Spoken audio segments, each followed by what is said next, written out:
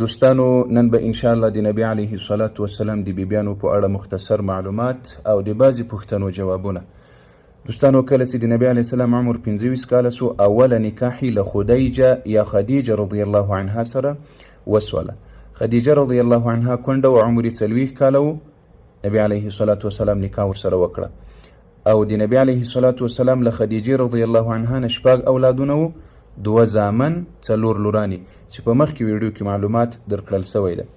خدیجه رضی الله عنها هغه زنانه ده چې اول یې ایمان راوړی او اسلام قبول کړی ده په زنانو کې.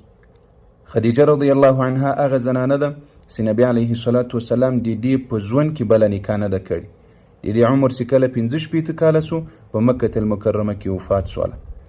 د دې له وفات نه وروسته نبی علیه الصلاة والسلام له سوده بنت زمعه رضی الله عنها سره نکاح وکړله. دومه نکاح د نبی علیه الصلاة والسلام په مکه کې له سعودي بیبي سره وه.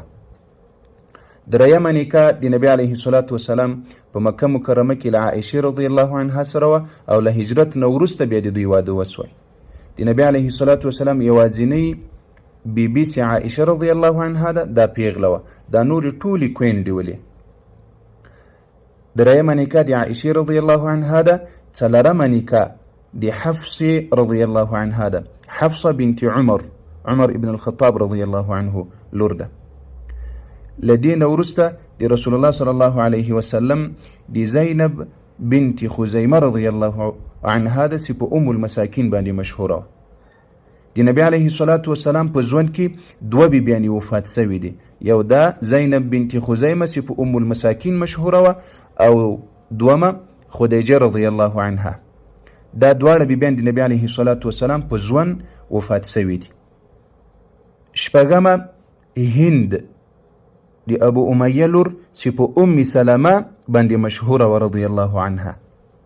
شپږمه بیبي د نبی علیه الصلاة والسلام ام سلمه چې اصلي نوم یې هند ده، د ابو امیه لور ده، په ام سلمه باندې مشهوره ده. شپږمه بیبي د نبی علیه الصلاة والسلام دا وه. دغه 2 نکاحګانې د نبی علیه الصلاة والسلام په مکه کې سوي دي. دا نورې ټولې په مدینة المنوره کې سوي دي. د عایشې رضی الله عنها کوزده په مکه کې سوي، واده یې بیا په مدینه کې سوی ده. له ام سلمې رضی الله عنها نه وروسته ومه نکاح د نبی علیه الصلاة والسلام زینب بنت جحش رضی الله عنها ده. دا ومه بیبي ده د نبی علیه الصلاة والسلام.